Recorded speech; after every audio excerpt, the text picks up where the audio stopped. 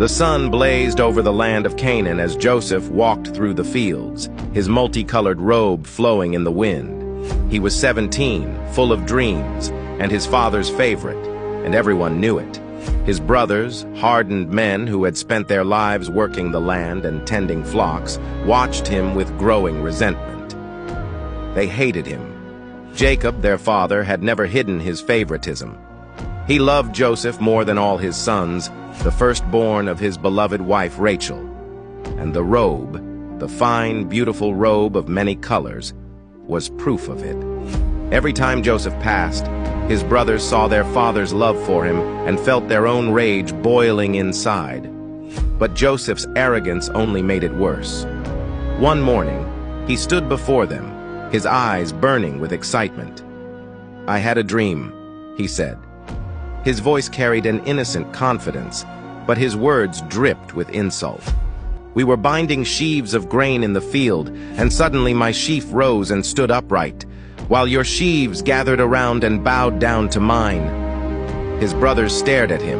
Then, laughter bitter and cruel. "Do you think you will rule over us?" Simeon sneered. "Do you think you are our king?" Joseph didn't back down.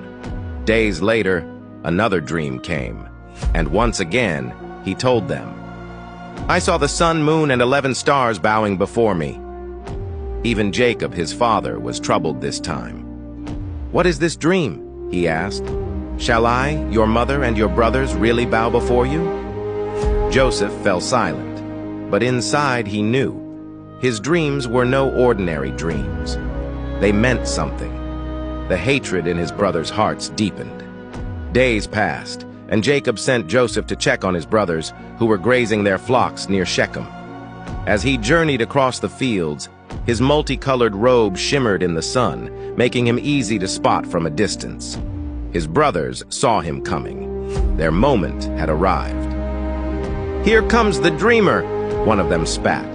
"Let's kill him," another growled. "Throw him into a pit and tell father a wild beast devoured him." Their hearts were set on murder. But Reuben, the eldest, hesitated. "No, we won't kill him. Let's throw him into this pit alive," he said, planning to rescue Joseph later and return him to their father. Joseph arrived, smiling, unaware of their dark intentions. Before he could speak, hands grabbed him. Rough hands, angry hands. They tore the multicolored robe from his body, the very symbol of his father's love, and flung him into the deep, dark pit. He hit the ground hard. Pain shot through his body. Dust filled his lungs. He cried out to them, begged them. But they only laughed. Above him, the sky darkened as his brothers sat down to eat, ignoring his cries. Then, a caravan of Ishmaelite traders appeared in the distance, their camels loaded with spices and goods for Egypt. Judah's eyes gleamed with opportunity. "What do we gain by killing him? Let's sell him instead." The deal was struck. Joseph, still pleading for his life, was dragged from the pit. His hands were bound. 20 pieces of silver exchanged hands, and before he could resist, the traders led him away, a slave bound for Egypt. Reuben returned later, intending to free his brother, but the pit was empty. Joseph was gone. He tore his garments in grief. "The boy is no more. What will I do?"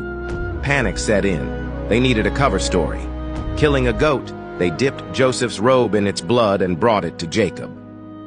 "Father, we found this," they lied, their faces full of false sorrow. "Is this your son's robe?" Jacob took it in trembling hands. The bloodstains told him all he needed to know. His beloved son was dead. He tore his clothes, fell to the ground, and wept. "I will mourn him until the day I die." Meanwhile, Joseph, betrayed, enslaved, and utterly alone, was being dragged toward Egypt, his father grieving, his brothers celebrating, and his dreams seemingly shattered. If you enjoyed this story, please subscribe, share, like, and comment. Thank you, and see you soon.